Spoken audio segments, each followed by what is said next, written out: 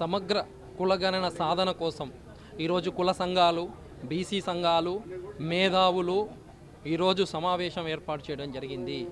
ఈరోజు పోరాటాలకు ప్రతిరూపాలు బడుగులు, ఈరోజు త్యాగాలకు ప్రతిరూపాలు బడుగులు, మరియు సర్వ ఉత్పత్తులు ఏర్పాటు చేసేది బడుగులు. ఈరోజు దేశంలో సగభాగం, రాష్ట్రంలో సగభాగం బడుగులు. అలాంటి బడుగులకు కులగణన లేక సామాజిక న్యాయం జరగడం లేదనేది అక్షర సత్యం. సామాజిక న్యాయం జరగాలి అంటే కులగణన జరగాలి. ఈరోజు అందుకే బడుగుల నినాదం కులగణన, బడుగుల గలం కులగణన. ఎప్పుడైతే కులగణన జరుగుతుందో అప్పుడే బీసీలకు న్యాయం జరుగుతుంది అనేది అక్షర సత్యం. ఈరోజు 90% జనాభా కోరుకునేది కులగణన. అంతేకాదు ఈరోజు తెలంగాణ రాష్ట్రంలో జాతీయ ఉద్యమంగా మారింది అనేది అక్షర సత్యం. ఈరోజు తెలంగాణ నేల మీద గడ్డ మీద ఎన్నో ఉద్యమాలు చూసిన నేల తల్లి రానున్న రోజులల్లా ఒక బీసీ ఉద్యమాన్ని చూడబోతుంది అనేది అక్షర సత్యం.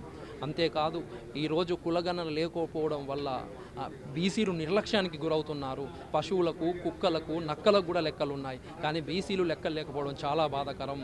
ఈరోజు భారత రాజ్యాంగం ప్రకారం ఆర్టికల్ 15(4), 15(5), 16(4) ప్రకారం బీసీ కులాలను సామాజికంగా, విద్యాపరంగా వెనుకబడిన తరగతులకు గుర్తించారు. మరి న్యాయం జరుగుతుందా అంటే ఒక్కసారి ఆలోచన చెయ్యండి. అంతేకాదు ఈరోజు కేంద్ర ప్రభుత్వం బీసీలకు వెన్నుపోటు పొడుస్తుంది. ఇది అక్షర సత్యం. ఎందుకంటున్నానంటే దశాబ్దాలుగా బీసీలు పోరాటం చేసిన, ప్రత్యేక మంత్రిత్వ శాఖ ఇవ్వలేదు, దశాబ్దాలుగా పోరాటం చేసిన, మా జనాభా దామాష ప్రకారం నిధులు కేటాయించమన్నా కేటాయించలేదు, దశాబ్దాలుగా పోరాటం చేస్తున్న ఏ కులానికి లేని క్రిమిలేయరు బీసీ కులాలకు ఎందుకని ప్రశ్నిస్తున్నాను. ఈరోజు బీసీలో అణచివేత కుట్రలు మాత్రమే జరుగుతూ ఉన్నాయని అక్షర సత్యం. ఈరోజు ఒక్కసారి చూసుకున్నట్లయితే 90% ఆఫ్ సంపద ఆధిపత్య కులాల చేతుల్లో ఉంది. వారికి రాత్రికి రాత్రే ఈడబ్ల్యూఎస్ పేరిట 10% రిజర్వేషన్ కల్పించారు. మరి మేము కనబడట్లేదా అని ఈరోజు కేంద్రాన్ని ప్రశ్నిస్తున్నాను.